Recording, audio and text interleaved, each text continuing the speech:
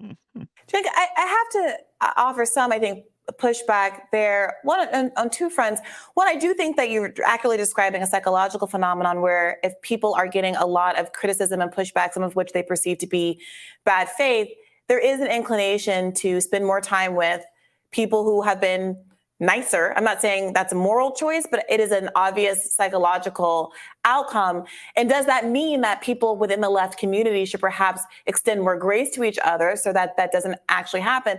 And the second, I would just want to ask you about, similar accusations, I feel I would be remiss not to bring up that have been made about your network, Young Turks, about the $20 million of Katzenberg money that some people have argued changed the direction of TYT's coverage in a more liberal and less left direction.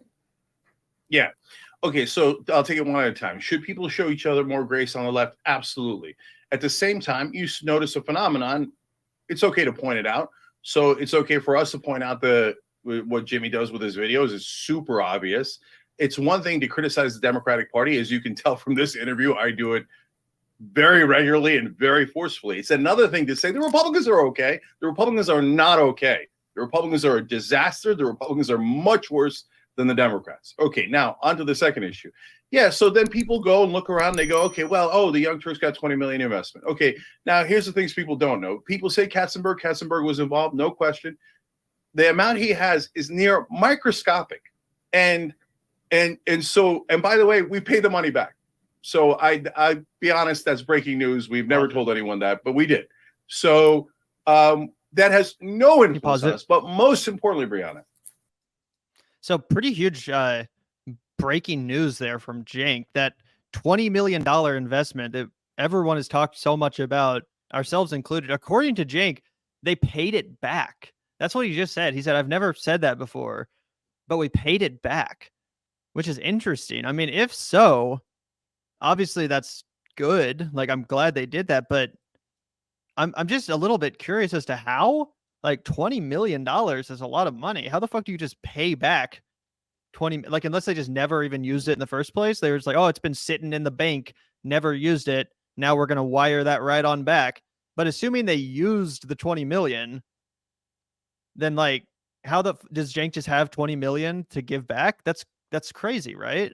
Well, I mean, TYT is a business, right? So I guess what he's saying is that they used the investment, they invested in TYT, and then I guess made some sort of profits that allowed them to pay the money back. Yeah, it's kind of weird, right? Because normally he wants to like say this as like a victory lap, like a slam dunk or whatever, right? Like, aha, we paid back that money, like whatever. But does that mean that you took the money, you invested in your company, and then you let everybody's like mom and pop $5 membership donations like rack up to 20 million and then or 10 million or however much, and then give it back? That seems like maybe not what they wanted you to use their membership money for. Was like this, what would amount to like a loan or a business membership. I don't know what the terms are for it, but either way, I mean, it doesn't make Cenk look any better to reveal this information, in my opinion. Also, I'm confused because, yeah, you're right, Benjamin. Obviously, that's how investment works. Like, the investor ends up making money back after. But the way I interpreted what Cenk said was not so much like they paid it back as in the investors got profit. I interpreted it as like, no, we gave the money back. Like, we decided, actually, never mind. We don't want your fucking money. Here you go. Take it back. That's how I interpreted it. How did you take that, Zach? If you want to go back and listen, what I imagined was that they probably had the terms of like a business loan or like a business investment. Like, we will receive X amount of profits in addition to this cash infusion, right? So basically, just making a percentage increase on whatever was a bankroll to them. Right, but the way he said it there, almost he was like why else would he say I've never said this before? Like, it almost sounded like he was saying this as if it was in response to the criticism they received or something. Well, I think it is. Interesting. Now, on to the second issue. Yeah, so then people go and look around and they go, okay, well, the Young Turks got 20 million investment. Okay, now here's the things people don't know. People say Katzenberg was involved, no question. The amount he has is near microscopic. And by the way, we pay the money back. So I be honest, that's breaking news. We've never told anyone that, but we did. So that has no influence on us. But most importantly, Brianna, people just make up that we went towards the right way. or went towards the moderate Democrats. I mean, they call me like those that the lunatic fringe that follow Jimmy say we're establishment shills. They haven't watched 1 minute of the show. I mean, look at what the things I said to you before this question, right? Does it look like a 1% pro-establishment? But they will see that and go, aha, nail it, he's for Hillary Clinton. Well, look, I can't help you if you're not dealing with facts and logic. You can't show anything where we're in favor of Hillary Clinton. Well, no one let me fights help harder you, in the Cenk. primaries against corporate Democrats than TYT does, Young Turks does, and I do. I formed the Justice Democrats to fight against corporate Democrats, and we defeated them. There's nothing more practical and more real than what I did there in that instance. I mean, Cenk, I think specifically one of the moments that I remember of TYT being characterized as no longer capturing the spirit of the Justice Democrats or what the Justice Democrats were supposed to do was the moment around Force the Vote, where there was a push for the elected squad members to take an adversarial relationship to the Democratic Party and Nancy Pelosi specifically, to withhold their votes for them the same way that we've now seen the Freedom Caucus model with withholding their votes for Kevin McCarthy at the beginning of this year, really testing the theory of how that would work and getting in return a number of concessions that I think we can all acknowledge would be amazing for the left to have achieved. And at that time, despite there being a poll that TYT put out of its audience, where a majority of the TYT audience seemed to support Force the Vote, the newscasters, the personalities on the show, were very much against it. And as I'm sure you can remember, that caused a significant rift down the left that persists in many ways. What do you say to that? I see you shaking your head. Yeah, it's crazy. But thank you for bringing it up, because I'm happy to address it and try to clarify it the best I can. Guys, do I look like I don't want to force votes? Of course I do, right? And I tell every congressperson that's going into Congress for the first time, if they'll listen to me, I tell them, you have to create what the civil rights movement called good trouble. Now, that doesn't mean you go in wildly and flailing around doing impractical things, but it means you come up with a coordinated strategy, you then create good trouble, and then you put a spotlight on an issue where you are on the winning end of it, popularity-wise. So, for example, one of the things we did with Justice Democrats is as soon as AOC won, we did a sit-in in Nancy Pelosi's office. That put Green New Deal on the map. That put Sunrise Movement on the map. And in a lot of ways, it reinforced Justice Democrats being on the map. I want you to take those kind of actions. But you have to actually use your mind and independent judgment as to which action to take. Bro, this is what's irritating, is like everybody literally did. Like, boy, I am so tired of talking about Force the Vote still, right? I think it has become a schism on the left, as somebody in our chat just said. It's like, oh my God, this is never gonna die. But yeah, that's how everybody feels. But it's also like, bro, Cenk, you literally are giving the exact advice that led everyone to force the vote. And I also remember when you hypocritically, like 6 weeks later, wanted to force the vote on something else because it wasn't what Jimmy Dore was supporting, right? Like, let's all remember every side of this situation, right? Like, Cenk didn't want to force the vote because it was something that Jimmy Dore had, claimed to come up with. It was a basic strategy. It was a good maneuver, a strong tactic. Gavin and I built our whole channel arguing, and it's arguing in favor of it as a strategy, and like talking about how it revealed the shortcomings of the squad and that style of politics, yada, yada, yada. And even I want to put a bullet in my fucking head every single time somebody brings it up. Yeah, dude, I am getting sick and tired of talking about fucking Force the Vote. And yes, I agree. It was a good strategy, yada, yada, yada. We've been talking about that for fucking a million years. Everyone knows why Cenk is wrong on it. God, do we have to talk about this every single time any conversation on the left happens? I agree that it was a good strategy, and I wish the squad had done it. I really do. Like you said, Zach, we spent our whole fucking first year of YouTube talking about why it was a good idea and shaming everyone that didn't agree with us, right? Like, I feel like we can move on now. I don't know. I'm just, it's like, yeah, force the vote. That happened. Don't get me wrong. I'm not annoyed at both of these. Like, Cenk is also being quite frustrating here because he's refusing to just acknowledge the fact that, yeah, it was a good idea. And again, it's just like this whole debate. Everyone just needs to agree that, yes, it was a good idea. We should have done it, and let's move on. Why does this have to be rehashed a million fucking times? Yeah, let's try and force the vote next time. Well, I think BRIAHNA would argue that, there was a unique opportunity and leverage point. It was. Look at what Matt Gaetz is doing, and I agree with all that shit, right? For sure. But boy, it's past. It was literally 3 fucking years ago. ask Noam Chomsky about force the vote.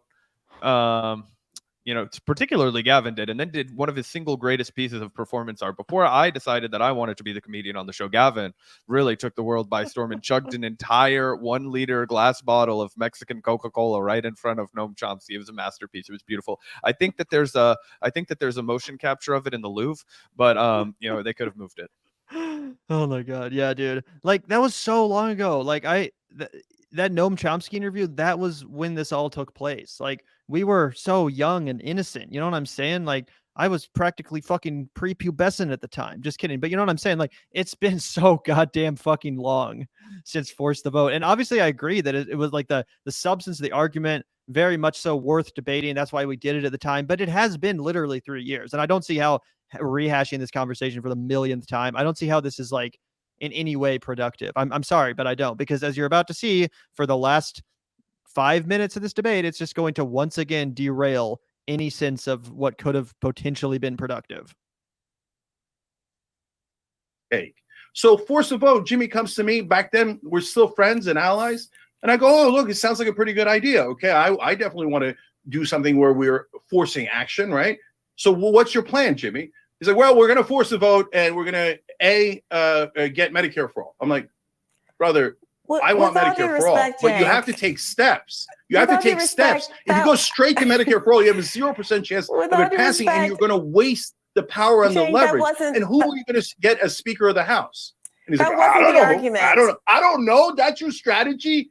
No, I'm not going to agree with a moron who has no strategy, no plan, not at all practical. We could have forced a vote on $15 minimum wage, and we could have won that vote. It's like nothing's fucking changed. It's like nothing's fucking changed, except for the fact that Cenk was not making this case, which I would have accepted at the time, Gavin. I don't know about you, but if the argument from the anti-force the voters was, oh, instead of a floor vote on Medicare for all, we should force a floor vote on like an $18 an hour minimum wage or something like that. You know what I mean? I would have accepted that. I would have said, oh, that makes sense. Like we might actually get this $18 minimum wage vote, but it's more abstract to demand a floor vote on Medicare for all so we can see who's really interested in fighting for it. Sure, I could see the different merits to that. Let's all sing Kumbaya. I'm down to go for the $18 minimum wage. Let's pressure them for that, right? That would have been fine. That would have been healthy discourse on the left, which we're allergic to. We're absolutely fucking allergic to it. We like to handicap ourselves with shit like this,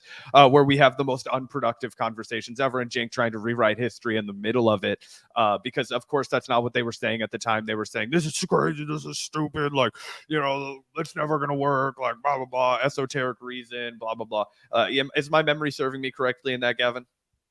Yeah, I mean, he basically was saying everything you just mentioned, Zach, talking about how it would potentially result in Kevin McCarthy becoming speaker and all this horseshit. It was a lie. Obviously was never going to come true. Yeah. Annoying. I don't know why he can't just admit that obviously it was the correct strategy. And again, you can say, as David Sirota said, like, I don't think that this specific ask was correct. Yeah, Ben Burgess made the same point.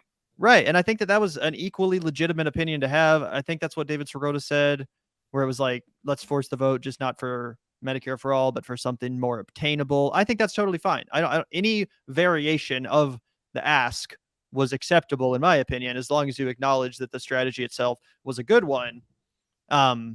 It seemed like, from my memory, Cenk at the time really didn't even acknowledge that it was a good strategy at all. He just kind of pretended like it was Jimmy Dore being Jimmy Dore and being a bad strategist or something, which, to be fair, he usually is. But in this one instance, he actually had a decent idea. Yeah. But instead to force the vote, we're like, yeah, well, you didn't do what I wanted. Okay, then I'm out. I'm not going to help you guys actually get the bills that we all want. Oh, come on, man, grow up. No, so Cenk, I would point out that Kevin McCarthy is still Speaker of the House.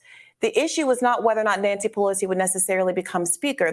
The left, people Brianna, like yourself. Wait a minute. Who's going to replace Nancy Pelosi? Cenk, did you guys have a candidate? Who? Cenk, if I could, the right-wing caucus got a number of meaningful concessions regardless But that's of, not what wait a we were minute, going for, excuse me, Brianna. That's excuse exactly me. the problem. If they said, let's go Excuse for me. meaningful concessions, I would have been in. They said, we're going to get Medicare for all. Cenk, with Sure all we due are. respect, your Fantasy land. characterization of what happened, I think, is reflective of the lack of grace and communication that was happening among the left at the time. And I think if people had been less motivated by tell you their why. personal animosities against each other, it seemed that Jimmy Dore, you've expressed some animosity toward him several times during our short conversation here. I do think if those personal animosities weren't at play, maybe we could have been in a world where you were listening to myself. Now, I do think it's fair to say, and this is what kind of bugs me about this analysis. It seems like whenever Jimmy's attitude is brought up and his divisiveness is brought up, it's like, oh, well, that's just an excuse. You know, who cares about Jimmy? Just focus on the policy. That's always the line whenever people bring up what an asshole Jimmy Dore is and how he's not actually interested in leftist unity, how he has no interest in solidarity or good faith discussions and really just wants to be a demagogue who shits on the left. Like whenever people bring that up, you're immediately scolded and you're like, well, why aren't we just talking about the policy? But now Cenk is, Cenk is being blamed for not having enough like solidarity or enough ability to unify with other leftists. Like everyone, if anyone's guilty of that, it's Jimmy Dore. And I do think it's fair to say that one of the big reasons why the left was not able to unify and do force the vote was because Jimmy Dore was such a fucking asshole, such a fucking prick to everyone who even mildly disagreed with him. Even David Sirota, who basically did agree with him. He made it all about himself. And then let's be honest, guys, after it failed, after it didn't work, which he knew it wouldn't, he used that as an excuse to say, well, see, progressives can't work with progressives, can't work with the squad, got to run to the right. That's what, I'm sorry, but that's what happened. Like I supported force the vote. I know most of you guys did too, but let's be honest about what ultimately Jimmy Dore used it as. It was an excuse for him to leave the left and to say that, well, see, can't work with progressives. 100%, which is a necessary context here. And it's like, oh, you have animosity towards Jimmy Dore. It's like, yeah, dude, everybody has animosity towards Jimmy Dore because he's a huge prick. And even the people who tried to defend him got screwed because he ran to the right and cultivated an obvious right-wing audience that's so obvious that even Robbie, a firm libertarian right-wing person, is like, yeah, he seems way more open to our ideas than he ever did in the past. And certainly that could be said of his audience. It's because it's so transparent. You can't argue against it anymore. Yep. Crystal Ball, Kyle Kalinske, other figures on the Cornel West, Chris Hedges, who were also advocating for this and who were being very clear that there were any number of demands. I wrote an article in Current Affairs that set all of this out contemporaneously, so you can go back and look, that it wasn't this idea that we were going to hold the vote and magically get Medicare for all. And to the extent that that was your presumption Brianna, or your belief, was. I do think that that is a real problem in communication on the left. That you guys wanted at the time. Name one other concession. At the time, don't make it up now. At the time, name one other thing you guys want. I invite you and the rest of the audience to go look at an article I wrote in Current Affairs magazine in November of 2020, in which I consulted with David Sirota and included a list of subsequent ancillary demands that he had written up in his own publication. And I linked to them and say that these are also important. The important thing is that we need to demand something in exchange for our votes. But we don't need to rehash that. Go ahead. I'll give you the last. No, I need to say one last thing, Brianna.